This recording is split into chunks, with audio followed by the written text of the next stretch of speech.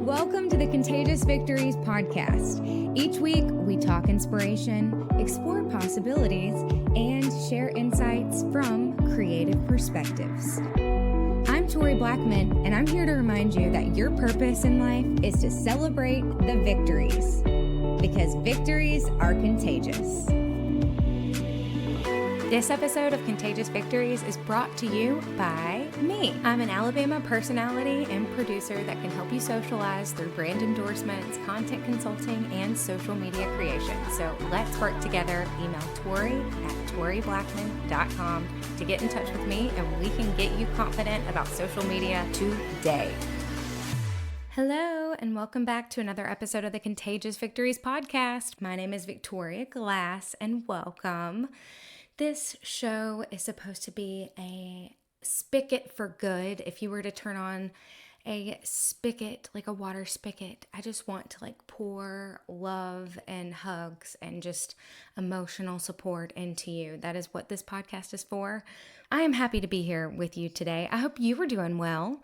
I hope everything's been going good since the last time I chimed in over here on the Contagious Victories podcast. I know it's been a while, but it is fall now. We are well into October when I'm recording this. I hope that your fall is going good. I hope you got those candles out and, the pillow covers or the pillows that you sit outside or however you do your fall decorating. I hope that that is going good. It's going good at my house. I've got some cleaning that I've been getting done. Like today I wiped down all of the surfaces in my living room, which was nice. And then a couple weeks ago, I cleaned out the spare guest bedroom, which was really nice because I've been meaning to do that for a year.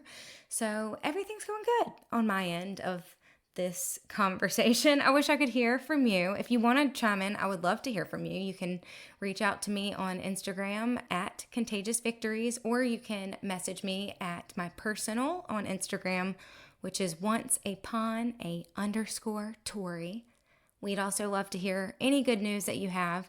You can add that to the Contagious Victories Facebook community by searching Contagious Victories. And I am excited to hear how your season's been going. So just let me know. Today we are going to talk about some fun things. I, wasn't sure what I was going to talk about at first, but then I said a little prayer and I said, you know what, God, I just want to be a spigot of good. And so just put something on my heart that I can talk about because I just really want to show up. I feel like that's half the battle. And right when I went to go sit down and record, I was instantly reminded that I hadn't read this little page that my grandmother gave me out of her Bible study notebook. So she we were hanging out a couple weeks ago, me and my gran, and she had a couple pages, I guess, that she wanted to share with me from her little Bible book from her church. And I said, well, read them to me. And she's just tore them on out and gave them to me. So I was like, okay, I'll read them later. So I forgot to read them. I just had them kind of with my notes and my calendar. And when I went to go sit down, I saw it and I was like, I'm going to read this. So I did.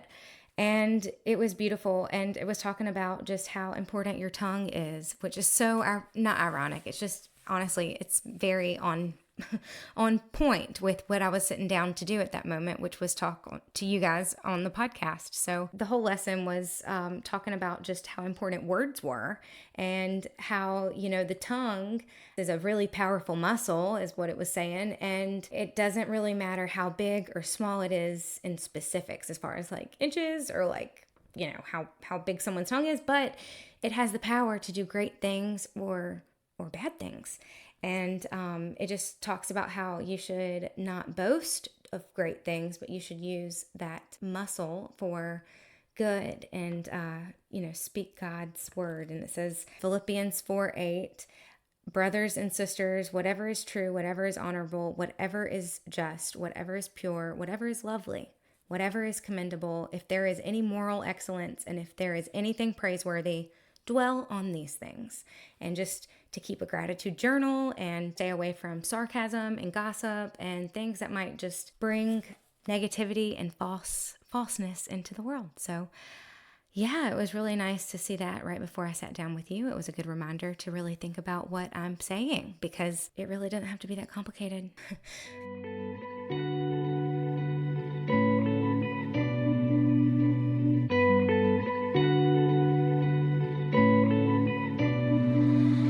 Okay, Okay, so first up on the agenda for today's episode is dun, dun, dun, dun, there might be a new format as far as like what segments I have on the podcast. This episode is going to be a little different. I'm going to do some new segments. So here are some of the things that I've kind of been on lately as far as like health and, spirituality and relationships and career and just little things that I have been either interested in or learning in lately. So let's start with health. Okay. So lately in the health department, I have been going and doing Pilates with my friend Melissa. She has like a Pilates video. It's not like we've been going to a studio or anything, but we've been going over to her house and doing these Pilates videos in her living room while Dylan works out with her husband downstairs in his little home gym in their garage. But it's been fun. I've been really enjoying getting up and moving, and I have noticed some energy. So that is kind of what I've been on as far as health goes. I'm not a health nut, so for me, doing a Pilates video a couple times a week in someone else's living room is just enough. I have really enjoyed the fellowship of being welcome into someone else's home. I know Dylan's been enjoying seeing me go with him to his friend Michael's house, which is her husband, and working out with him.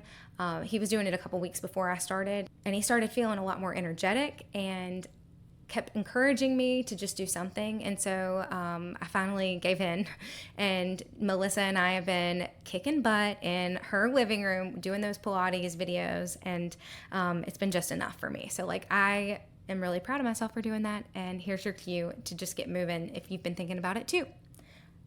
Another thing in the health little department is I've been making smoothies, and I have been on a smoothie kick. We've even gone to Smoothie King a couple times, but mainly I've been making them in our house with our little magic bullet, and it's just a nice little way to start the day and eat breakfast, because if I don't eat breakfast, usually I'm a little hangry by midday. So it's been helping with work, and just that combined with getting up and getting moving twice a week is really giving me some energy. So maybe that's why I'm back on the podcast. You never know.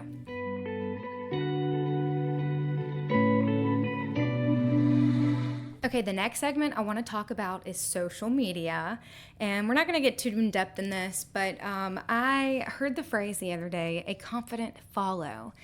And, there's two ways you could think about a confident follow, like someone that you were following and you feeling good about that follow. But also, I want you to be a confident follow, so that when someone goes to your page, they want to follow you and they feel like they are just winning the lottery to be your friend and press that follow button and to just follow along in your life. So I heard this phrase on like a comedian's podcast. It wasn't anything to do with marketing or anything, but it really stuck out to me. And I, over the last couple of weeks, have gone through my follow list, not of followers, but of people that I am following. And I just made sure that all of those people are people that I am confident in and that I want to follow. Because when we surround ourselves with people and images and reels and things in the social media category, it really does impact us, and it builds into our own characters and our own psyches and our own caches, if you will. But when it comes to social media, I do want you to be both a confident follow and a confident follower in every social media platform that you are engaging on.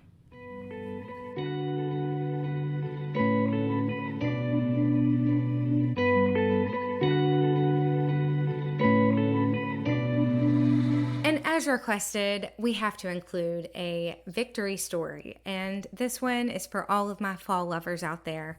And by that I mean people who are obsessed with pumpkin.